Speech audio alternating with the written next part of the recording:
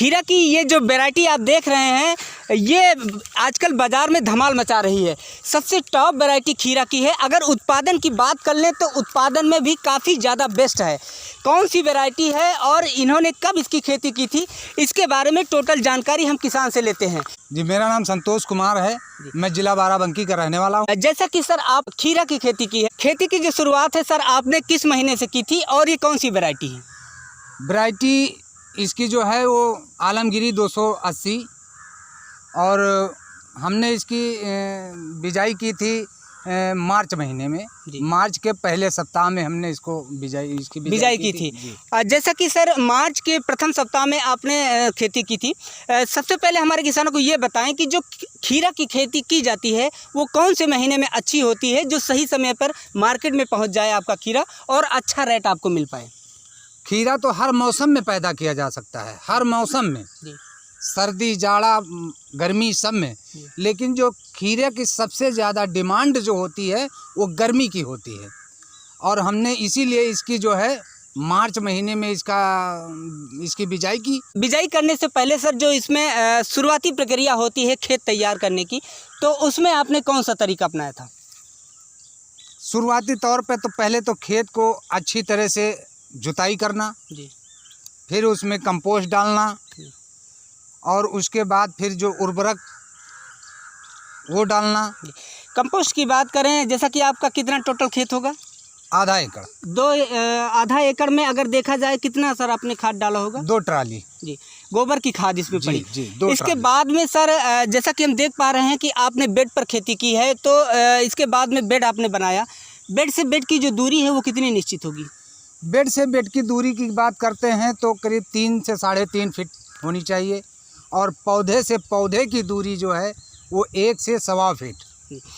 इसके बाद में जब इसमें पौधे निकलना शुरू हुए थे वो कितने दिन बाद हुए थे? 1 हफ्ता के बाद। 1 हफ्ते के बाद पौधे निकलना शुरू हुए।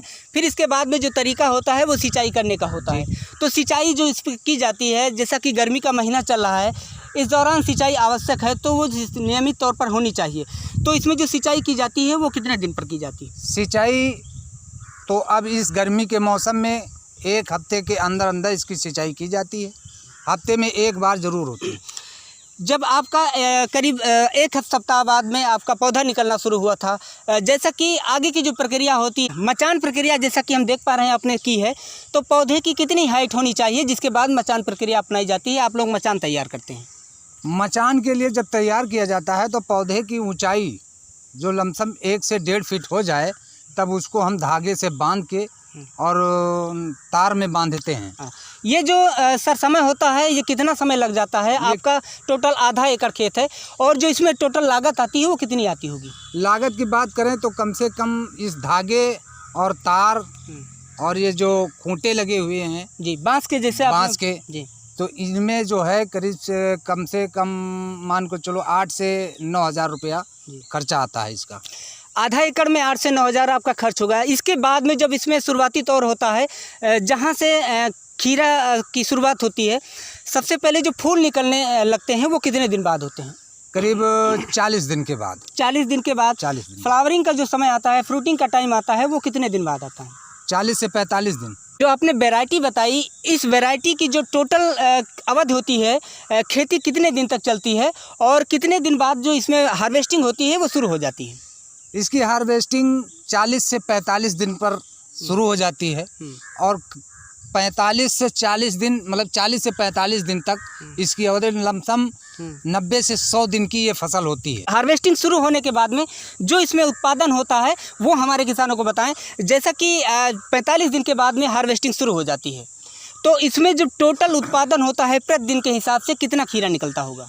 शुरुआत में तो होता है ऐसा कि फल थोड़े आते हैं, पौधे छोटे होते हैं, तो आधे एकड़ में शुरुआती दौर पर कम से कम 1 से 1.5 कुंटल और जब इसकी पूरी तरह से फल देने पर तैयार हो जाता है पौधा तो 4 से 5 क्विंटल प्रतिदिन इसका उत्पादन होता है। ये जो आपने उत्पादन बताया, ये सर कितने दिन तक चलता है खेत में? ये कम से कम 30 दिन। जी 30 से 35 दिन। जैसा कि हम देख पा रहे हैं खीरा आपका बिल्कुल बेदाग है और काफ़ी ज़्यादा साफ़ सुथरा है। तो इसके बारे में भी हमारे किसानों को बता दें कि जो इसमें अभी तक कोई रोग लगा या नहीं लगा, इसमें कौन सी आप दवाई का इस्तेमाल करते हैं, थोड़ा ये भी जानकारी दें। नहीं, दवाई की तो बात करें तो रोग तो लगता है इसमें। इस फसल की जो आपने बताया कि बेदाग है, साफ सुथरा है, तो इसका एक कारण ये है कि हमने इसको मचान विधि पर किया है जी, जिससे इसका फल जो है जमीन से संपर्क नहीं होता। सबसे पहले काम ये तो ये है। दूसरा कारण ये है कि इसमें जो हम समय समय पर फंगिसाइड या कीटनाशक का उपयोग करते हैं, इससे जो है इसमें कोई रोग लगने से पहले हमने इसका उपचार किया, इससे इसमें जो कोई रोग नहीं लगा और सबसे बढ़िया फसल हमारी दे रही है। तो किसान भाइयों, सबसे पहले इसमें यह भी होता है कि अगर आप मचान विधि से कोई खेती करते हैं तो जितनी भी बेल वर्गीय फसलें हैं उसमें जो फल का साइज़ है वो भी काफ़ी ज़्यादा अच्छा होता है और साथ ही साफ़ सुथरा होता है। फंगिसाइड का जैसे आपने बताया सर, समय समय से फंगिसाइड का इस्तेमाल करते रहें जैसे कि रोग वगैरह कोई ना लगे। तो हमारे साथ ही किसान थे जिन्होंने खीरा की खेती की थी, आपको जानकारी दे रहे थे कि कौन सी वेराइटी का खीरा है, इन्होंने कब खेती की शुरुआत की थी, कितने दिन ये खेती चले। किसान भाइयों, अगर वीडियो आपको अच्छी लगी है तो वीडियो को लाइक कर देना, अगर चैनल पर नए हैं तो सब्सक्राइब कर देना। फिर कभी मिलते हैं एक नए कंटेंट पर, तब तक के लिए नमस्कार, जय हिंद।